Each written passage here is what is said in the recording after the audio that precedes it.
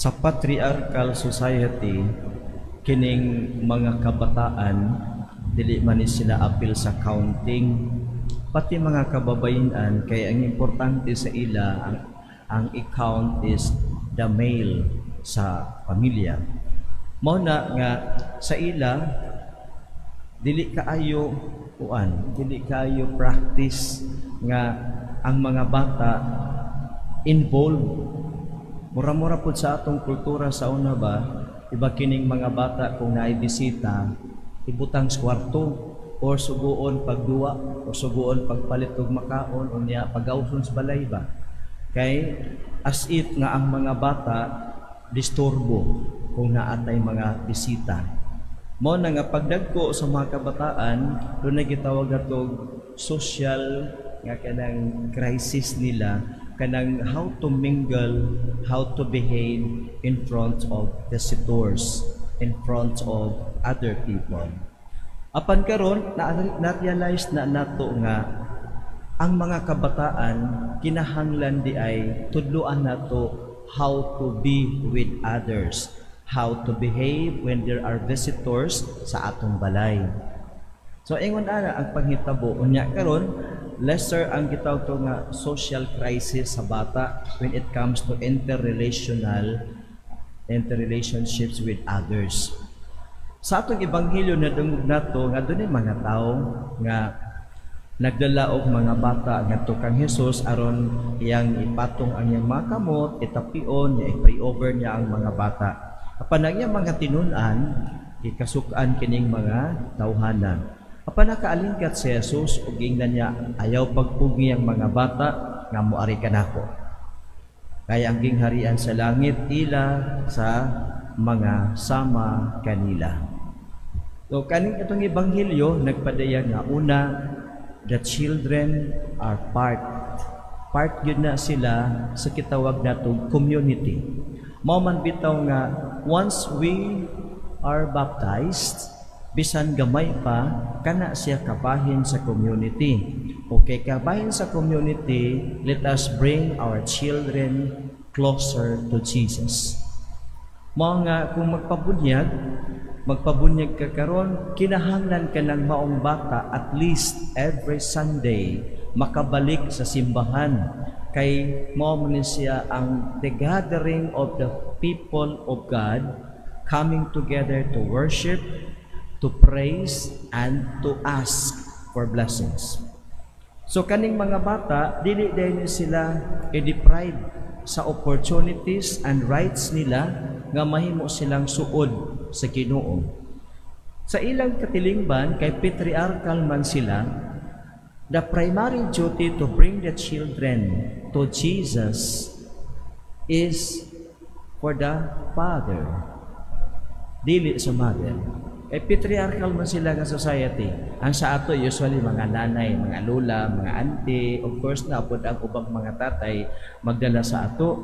Pero sa ilang katilingban, since they are patriarchal, ang mga amahan maoy modala sa mga anak ngadto paduol sa Ginoo. So kung ingon niini, nindot pod nga mao na ang maambuhan nato nga ang pagdala sa mga bata paduol sa Ginoo, ang pagtudlo kanila mahitungod sa pagtulunan sa Ginoo is the primary duty of both tatay o nanay. Dili lang di ay kini buluhaton o katungdanan sa nanay, kundi katungdanan kini sa amahan o inahan nga ang mga bata dalhon paduol sa Ginoo, tudluan sa mga pag-ampo aron sila mag-ampo o ma-feel nila ang presence sa Ginoo. So hinumduman nato nga primary duty niya sa mga ginikanan. Ang atong mga apuhan, mga auntie o mga uncles, kini sa mga uncles nato, at mo ni supplementary sa mga ginikanan. So mao ni nga hinumduman gayud ta kanunay sa mga ginikanan nga kung ang atong duty ato gyud nang buhaton, daghan gyud kaayong mga bata nga dili mawa pagka Domingo. Daghan gyud kay mga bata nga maingon manimba sa ta o sa patamang laag. Kay it is the primary duty nga kung i-develop nato ang relationship nato sa uban, mga friends nato, ato kung i-develop ang atong relationship with God. Mao man nga bisan gagmay pagadad-on nga sa simbahan. Og in fact, mao po na sa ang usa sa mga rason nga nung bunyagan nato ang gagmayng bata. Kay atong himuon nga bisan gamay pa sila, ato na silang dalhon paduol kang Hesus, ato na silang tudluan sa pakighigala kang Hesus nga atong manunuhos. Unya sa Hesus open for that. Dili sa buot nga kining mga bata i-deprive nato sa ilang rights nga mahiduol kaniya. Mao nga gikasab-an ni Hesus ang iyang mga tinun-an. Mingon siya kanila, ayaw pagdid-i ang mga bata nga moari kanako. Pareha kanako kanang mga bata. Kay abi ninyo ang gingharian sa langit ila sa mga sama niining mga bata. Sa manang sama sa mga bata. Kay kanibitong bisan dagko na ta pansama sa mga bata. Kanabitong kuan nga ang bata dali ra kaayo nimo paduulon. Dali ra nimo tawgon.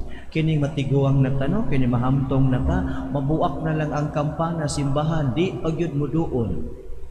Unya, ang katawanan, kay kana po yung duol sa simbahan, mo di makaabot sa simbahan. You go to the provinces, even siguro din sa ato, di lang takabantay kay mga dagham kaita diri.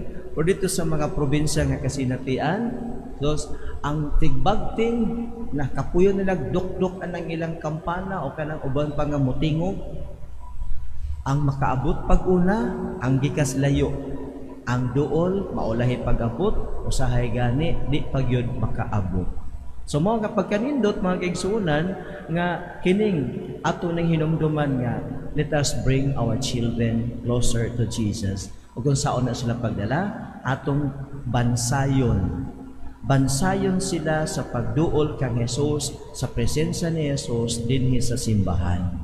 Sa ato ng katungdanan, labaw sa tanan, ginikanan, mama o papa, katungdanan gayon ang pagdalakang sa mga kabataan, balik kang Hesus.